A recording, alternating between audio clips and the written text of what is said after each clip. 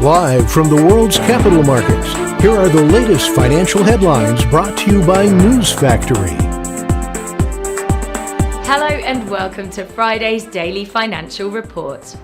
The dollar-yen pair traded sideways in the last session.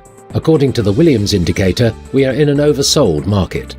The Bitcoin-dollar pair rose 0.1% in the last session, after gaining as much as 1.1% during the session. The stochastic indicator is giving a negative signal. The gold-dollar pair made a minor downwards correction in the last session, dropping 0.2%. The RSI is giving a positive signal.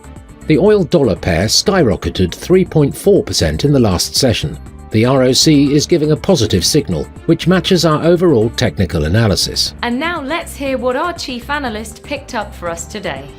The US economy shrank in the first 3 months of the year, even though consumers and businesses kept spending at a solid pace. The government reported in a slight downgrade of its previous estimate for the January to March quarter. Terraform Labs, the developer behind the Terra blockchain and its UST and Luna cryptocurrencies, has a plan to reverse the crash. It's going to create a new blockchain called Terra, with the existing chain being renamed to Terra Classic.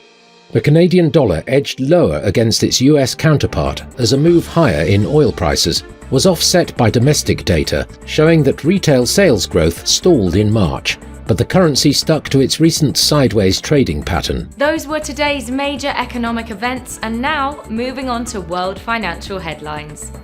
The US personal spending will be released at 12:30 GMT. The UK's CFTC GBP NC net positions at 19:30 GMT. Finland's consumer confidence at 0500 hours GMT.